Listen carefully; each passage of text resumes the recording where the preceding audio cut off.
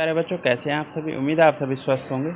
तो बच्चों, आज की जो हमारी वर्कशीट है, वर्कशीट नंबर यानी कार्यपत्रिका संख्या 36, और ये आज के कार्यपत्रिका दो हिस्सों में है, 36A और 36B। तो पहले 36A को सॉल्व कर लेते हैं। हिंदी की कार्यपत्रिका है, कक्षा 4 के लिए। यहाँ पर आप अपना सेक्शन लिखेंगे। तारीख है आज की 2 अगस्त 2021 यानी सोमवार का दिन है। यहाँ पर विद्यार्थी का नाम और यहाँ पर आपके शिक्षक या शिक्षिका का नाम। नमस्ते प्यारे बच्चों, आशा है आप सभी स्वस्थ होंगे और खुश होंगे। हम पढ़ चुके हैं कि किसी व्यक्ति, वस्तु, स्थान या भाव के नाम को संज्ञा कहते हैं। चलिए आज हम संज्ञा के भेदों के बारे में जानते हैं। तो संज्ञा के भेद क्या क्या होते हैं। व्यक्तिवाचक संज्ञा, उदाहरण के लिए मीना, दीपक, दिल्ली, यानी व्यक्ति, वस्तु और स्थान का जो नाम होता है उसे हम बोलते हैं व्यक्तिवाचक संज्ञा। दूसरा आता है जातिवाचक, कक्षा, शहर, बादल, ये क्या है, ये है जातिवाचक। ये मतलब एक पूरे ग्रुप को बताते हैं, पूरे समूह को बताते हैं। कक्षा एक पूरा समूह है, शहर एक पूरा बड़ा एरिया है, बादल एक समूह है। उसके बाद भाववाचक संज्ञा, भाववाचक में आते हैं हमारे भाव, जैसे गुस्सा, मेहनत, बुराई, ये सब होता है हमारे भाववाचक संज्ञा। अब पहले प्रश्न में क्या करना है, नीचे दिए गए शब्दों में से व्यक्तिवाचक, जातिवाचक और भाववाचक संज्ञा छांटकर अलग अलग पत्र पेटी में लिखिए। जैसे बुढ़ापा, नेहा, अध्यापक, मिठास, मछली, हिमालय। अब देखिए, सबसे पहले इनमें व्यक्तिवाचक निकाल लेते हैं जो व्यक्ति, वस्तु और स्थान का नाम हो। नेहा व्यक्ति का नाम है, ये यहाँ आएगी। हिमालय, हिमालय एक जगह का नाम है, पर्वत का नाम है, ये भी यहाँ पर आएगा। दो आ गए यहाँ पर, और कुछ है नहीं।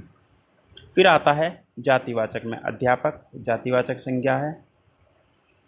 अध्यापक पूरे अध्यापक समूह को दर्शाता है। मछली एक पूरे प्रकार को दर्शाती है। और जी बस बाकी चले हमारे बुढ़ापा और मिठास, ये तीनों आएंगे, ये दोनों आएंगे हमारे यहाँ पर। देखिए बुढ़ापा है पहले से ही दे रखा है, हमें सिर्फ यहाँ मिठास और लिखना है। ठीक है बच्चों। फिर आता है दूसरा प्रश्न, संकेत पेटी में दिए गए संज्ञा शब्दों की सहायता से रिक्त स्थान भरिए और उनके प्रकार भी लिखिए। देखिए संकेत पेटी ये रही। भारत की राजधानी क्या है, दिल्ली। दिल्ली एक व्यक्तिवाचक संज्ञा है क्योंकि नाम है इस शहर का। दूसरा, आकाश में पक्षी उड़ते हैं, पक्षी एक जातिवाचक संज्ञा है। बोलकर बता देता हूँ, लिख आप सकते हैं ऊपर से देखकर। तीसरा, अच्छा गाना गाता है, कौन अच्छा गाना गाता है, नैतिक, नैतिक एक बच्चे का नाम है, तो ये आएगा व्यक्तिवाचक संज्ञा। ये व्यय शॉर्ट में लिख देता हूँ, जातिवाचक संज्ञा। फिर आता है प्रिया की मुस्कुराहट बहुत अच्छी है, मुस्कुराहट एक भाव है, तो यहाँ आ जाएगा भाववाचक संज्ञा। ठीक है बच्चों, आपको पूरा लिखना है, मैंने पहले अक्षर लिख दिए क्योंकि जगह कम है। आओ बातचीत करें। प्यारे बच्चों, साथ में दिए गए चित्र को ध्यान से देखिए और बताइए कि चित्र में आपको क्या क्या दिख रहा है। अनुमान लगाइए कि ये दोनों आदमी आपस में क्या बातें कर रहे होंगे। आप इनकी बातचीत को ज़ोर ज़ोर से बोलिए और अपनी कॉपी में लिखे। देखिए बच्चे, ये चित्र है, चित्र में दो आदमी हैं जिनमें से एक के पास घोड़ा भी है, वो घोड़े पर बैठा और एक भागता हुआ आ रहा है। तो ये दोनों आपस में क्या बातें कर रहे होंगे, ये आपको सोचना है, ज़ोर ज़ोर से बोलकर, और लिखना भी। ठीक है बच्चों। तो बच्चों, आपको कार्यपत्रिका मज़ेदार लगी होगी। अब झटपट बताइए कि आज आपने क्या नया सीखा। जो नया सीखा है, एक चीज़ मैं बता देता हूँ, संज्ञा के भेद, वो आप यहाँ पर लिख सकते हैं इस क्वेश्चन में। संज्ञा के भेदों के नाम भी लिख सकते हैं, व्यक्तिवाचक संज्ञा, जातिवाचक संज्ञा, भाववाचक संज्ञा। ये आपने आज नया सीखा है। अपने हाथों को साबुन में पानी से नियमित रूप से धोएं ताकि आप और आपका परिवार कोरोना से सुरक्षित रहे। तो बच्चों, आज की वर्कशीट के फर्स्ट पार्ट में इतना ही। चलते हैं सेकंड पार्ट पर, 36B पर।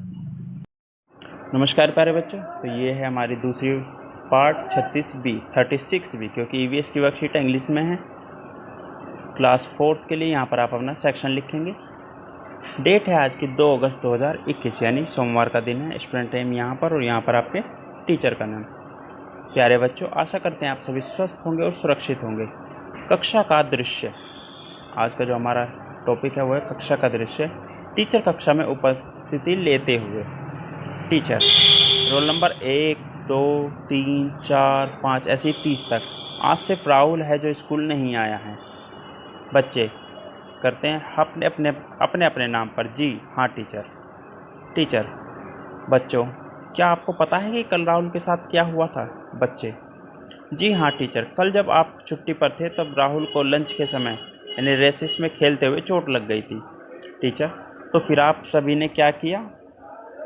बच्चे, हमने तभी योगा वाले अध्यापक को बुलाया। उन्होंने राहुल की चोट को देखा और वह एक डिब्बा लेकर आए जिसमें रुई, दवाई, पट्टी और भी ना जाने क्या क्या सामान था।